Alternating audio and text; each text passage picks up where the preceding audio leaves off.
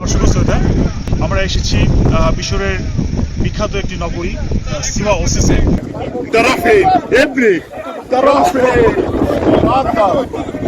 এমনকি মিশরের যে ডেড সি বললাম, সাগরের মতো, যেখানে মানুষ বসে থাকে।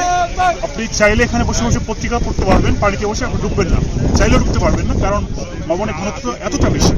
আমরা এখন সাহারা মরুভূমির মাঝে আছি। আপনারা দেখতে পাচ্ছেন, এটা কিন্তু সাহারা মরুভূমির একটি অংশ। কিন্তু সাহারা মরুভূমির এই অংশটাই বলা হয় এখানে সমুদ্র ছিল।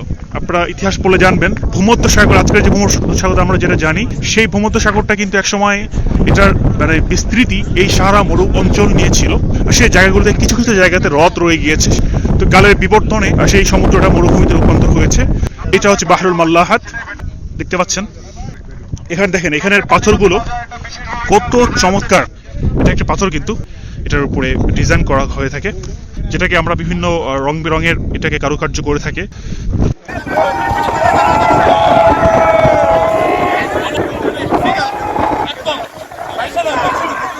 তো দর্শক শ্রোতা, দূরে দেখতে পাচ্ছেন এই লবণের পাহাড়। এই যত উঁচু সাদা পাহাড়গুলো দেখতে পাচ্ছেন, সেগুলো তো লবণের পাহাড় কিন্তু চারদিকে। এখানে দেখতে পাচ্ছেন পাথর আকৃতির লবণ, সেগুলো পাথরে রূপান্তরিত হয়েছে। এগুলো কিন্তু লবণ, কিন্তু সেটা পাথরে রূপান্তরিত হয়েছে। এটা কিনে খান, নিউ ইয়র্কে বসে কিনে খান।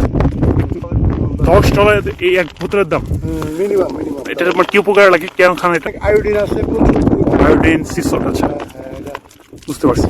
প্রাকৃতিক লবণ, সি সল্ট। তো আমরা এটা একটা খণ্ড আমি সংগ্রহ করলাম, কয়েকটা খণ্ড নিয়ে যাব। একটা বড় খণ্ড বুঝতেছি এখানে। আল্লাহ তাবারাক তাআলা কত চমৎকার সৃষ্টি, লবণের সাগর যেটাকে বলা হয়। আপনারা দেখতে পাচ্ছেন এখানে সবকিছু লবণ, আর এরকম মাঝামাঝি ছোট ছোট এরকম লেকগুলো আছে। অসাধারণ সুন্দর সারা মরুভূমির মাঝে এত চমৎকার একটা জায়গা।